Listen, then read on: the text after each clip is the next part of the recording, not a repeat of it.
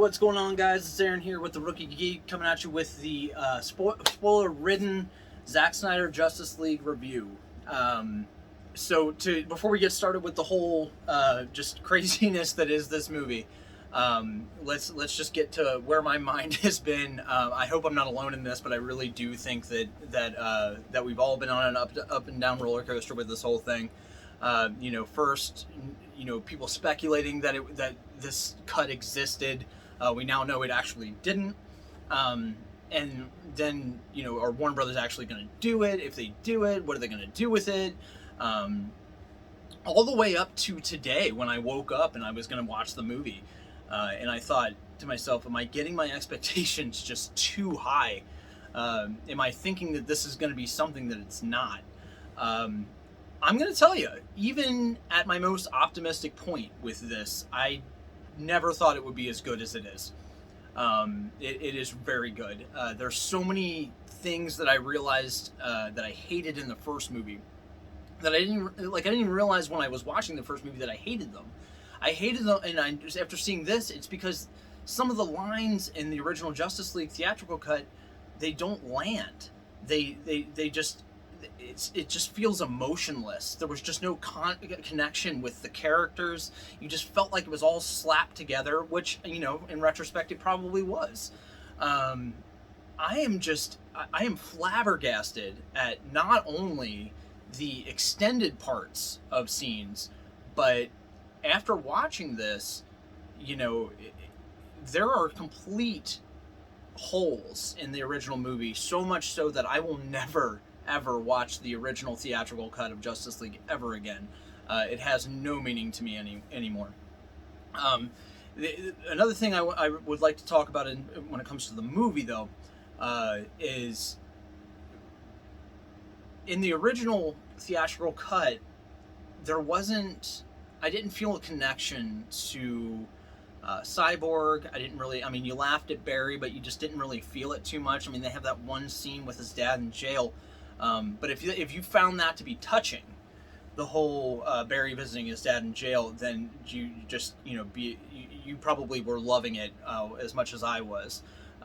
Just to see how they expanded on all that, and just made you care more about Barry and his whole situation.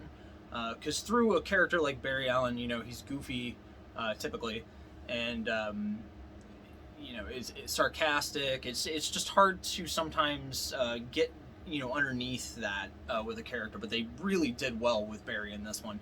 But my main thing here is Ray Fisher. Now I know there's been a lot of stuff that Ray Fisher has been talking about when it comes to racial tensions on set or what have you. I'm not going to get into all that. That's too meta for my channel. But one thing I can say is that he had a point. Not in the sense that I don't know what all went on behind the closed doors and everything. I'm not going to give my opinion on that. But I will say, no matter what you think of that situation, his character was severely undercut in the original version of this movie. I say that because of the obvious. If you're watching this, I assume that you are watching this after you watched the movie. At least I hope you did. But with Ray Fisher, Cyborg was the most benign character for me in the original, and he's my favorite character in the Zack Snyder cut. He is the emotion. You get to see how a more linked out, more detailed version of how he actually got in the accident. What that was all about, how close to death he actually was, and what his father did. We all knew what his father did, but you didn't know the emotional connection that he had with regrets of not being there for Victor, before he was Cyborg, just how he could have done something. He could have been, if he would have been there. There's just so much, all the typical questions that you would have when people are, dealing with grief in extreme situations like this. But it just wasn't there in the original version, and it is so there with this. I absolutely 150% love Ray Fisher's Cyborg character in this movie, I'm really upset that he didn't get a fair shake in the first movie, because some of his stuff was the most connected to the overall plot, and yet they just thought, oh, we'll take that out and everything will make sense. And I don't know. I don't want to point fingers, because I've enjoyed several of Joss Whedon's projects. I understand that when movies get made, there are a lot of fingers in the cookie jar. That makes sense to me. But whatever was done in the first movie is just in the past for me now, because it doesn't matter. It's a moot point, because this is the Justice League. Now, by the end of this, it kind of does leave it open to where, you could definitely have that, that Thanos moment with Apocalypse, or with Darkseid, with Darkseid, switching comic book labels.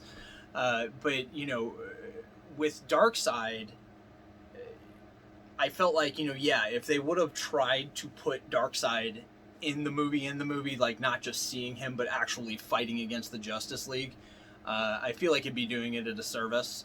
It would completely make Steppenwolf meaningless. And I kind of felt like in the beginning of the movie, that's where they were going to go. As time went on, and it was just like getting more and more towards the end, and I had already seen Darkseid, I kind of wondered, well, is Darkseid going to be the final villain on this one, or is I don't know, man. And but I think that the biggest whoa moment, I don't know if this was it for everybody else, but I feel like it was the intended one, and it was for me, was when Martha goes to visit Lois to kind of share in grief over Clark dying, after Martha leaves. Which, by the way, let me just take a second to talk about that scene. That's another thing that I did not feel as much of the emotional connection. But that scene between Martha and Lois, and Martha and Lois, it was just, it was one of the few times in this movie where I got a little teary-eyed. It really made you feel what it was like to know Superman, to be his family, to just be somebody close to him, know who he is underneath all that, and to watch everybody idolize him and treat him like a symbol, would both be it would both make you proud.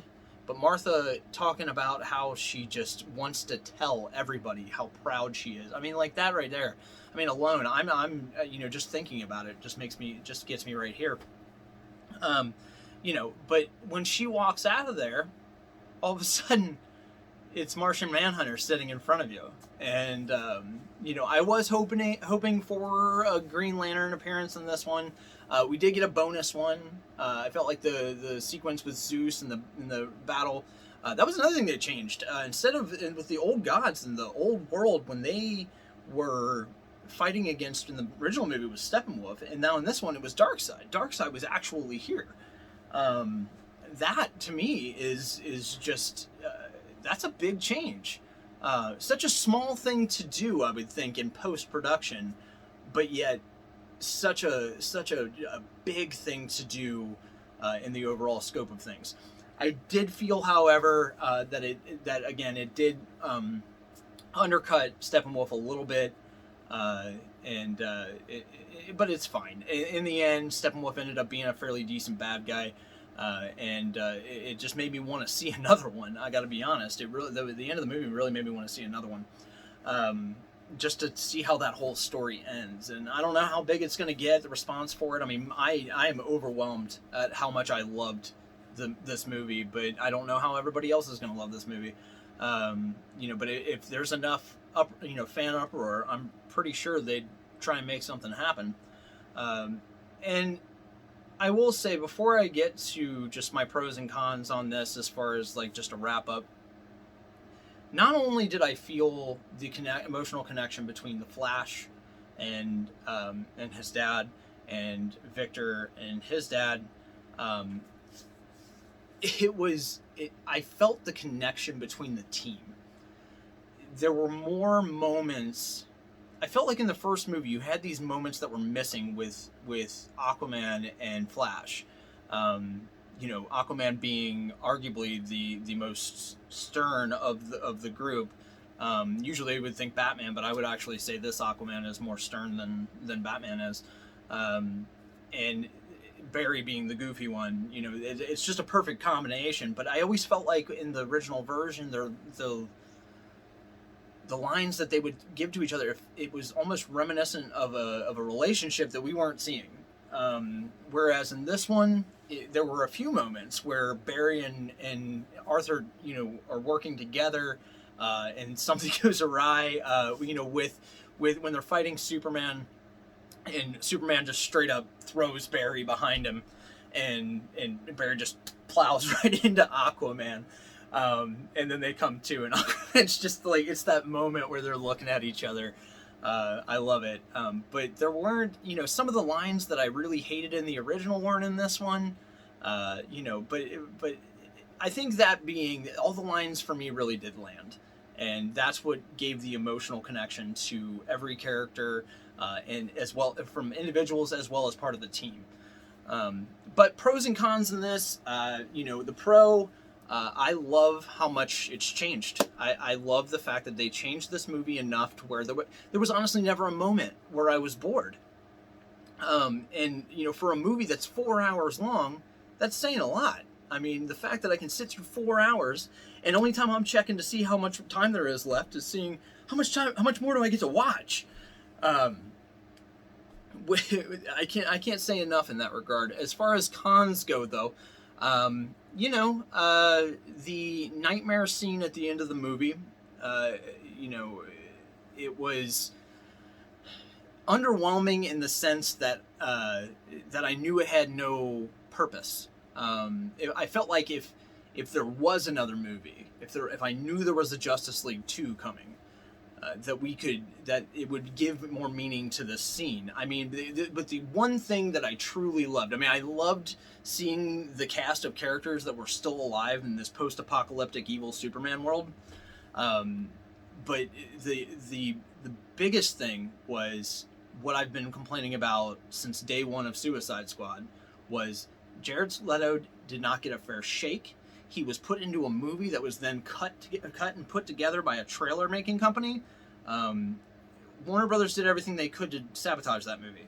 But I can throw it all to the side, except for I felt like Jared Leto had the chance to be a decent Joker because he's a great actor. He's been in so many amazing movies, and his characters are always great in them. And it's sort of the one thing that I've always complained about with him is we never got to see him actually be the Joker. We never got to see him sit in front of Batman and actually be the villain. And in this moment, yeah, they were working together in this weird, crazy, reality that they were living in. But the biggest thing was you have them going back and forth, right in each other's faces.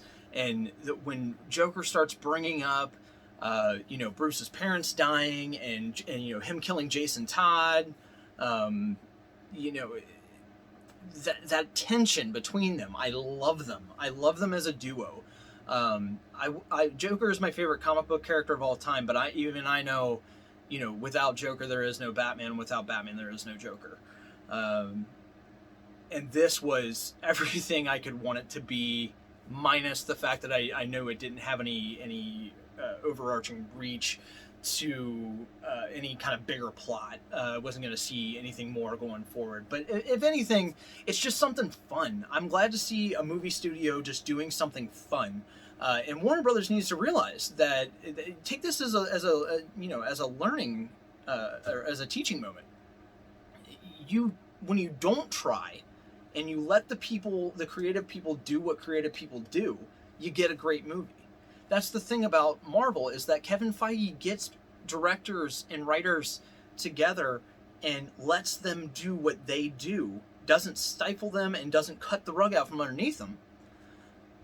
Instead, he allows them to bring their own flavor to the movie, and then just keeps them within the bounds of this bigger universe. Whereas I think Warner Brothers, just sometimes they get nervous. They make these movies and they could be good, but then they just go in and start tearing it apart and rearranging the pieces, and then before you know it, there's nothing there that you can look for, that you can recognize. And nothing is more clear than that, or clear to that point, than the Zack Snyder cut of Justice League. It is fantastic. I cannot say enough, guys. I cannot say enough. A plus, 100%. Is it the greatest superhero movie of all time? No, no. But we all know how high that bar is. So I wouldn't say greatest superhero movie of all time. If Endgame to me, which is Endgame, Dark Knight, those are the two vying for the top spot. If I give them a 10, I give this movie an 8. Is it perfect? No, but is it amazingly fun and just start to finish just interesting and emotional and action packed and all of that? Is it all of those things? Yes, it is all of those things. And now if you go into it thinking you're gonna hate it, I still don't think you will. I don't see how you could be a superhero film or a superhero fan, and especially a DC fan, and not enjoy at least this movie for the fact that, it's a one-off. It was something that was creatively done by a guy who wasn't getting paid for it. I know Zack Snyder got paid for the original work, but he didn't accept any money for this whole Snyder cut, all the piecing together. So, when you have that, it's just, I can't get enough, guys. I'm still just, just got the adrenaline pumping from this movie, and everything about it, guys. Everything about it. I did not expect to get up today and make a video just gushing my nerd guts out. I didn't expect that, but I can't help but do anything else. I am more of a DC fan than a Marvel fan. I love all superheroes so much, but DC has always had me right in my heart. And one more thing, since I'm wearing the shirt, black suit Superman. That's great. I'm good with it. Pretty much everything with Superman was essentially the same thing. The fight with the Justice League was a little different, which I thought for the better. Anything that was different was always for the better. I don't feel like they ever did anything in this movie where I had it was better the other way. No, never once did I think that. So guys, that's it. I cannot recommend it enough. Keep in mind that the movie is 4 hours, but it is divided into 6 parts. It is, and they're in really good sections if you want to just piece it, go piece by piece. I myself, like I said, I was never bored, so I couldn't put it down. That was a 4 hours of my life that I am so happy to sacrifice to this movie. Well, guys, that's it. I hope that you've enjoyed my review. I hope that you've enjoyed the Snyder Cut. If not, and you have a different opinion of something that I said, drop down in the comments and let me know. I love debating superheroes with people, and keep in mind that I know everything that comes out of my mouth is should be taken with a grain of salt, because it is the Rookie Geek. I am not an expert. All I can do is tell you what I think. Well, guys, just go ahead and like and subscribe for me. I'm going to go ahead and get started on another video so I can just keep bringing the content. But yeah, this has just been a great day, guys. All right, I will talk to you later, and you have a good night.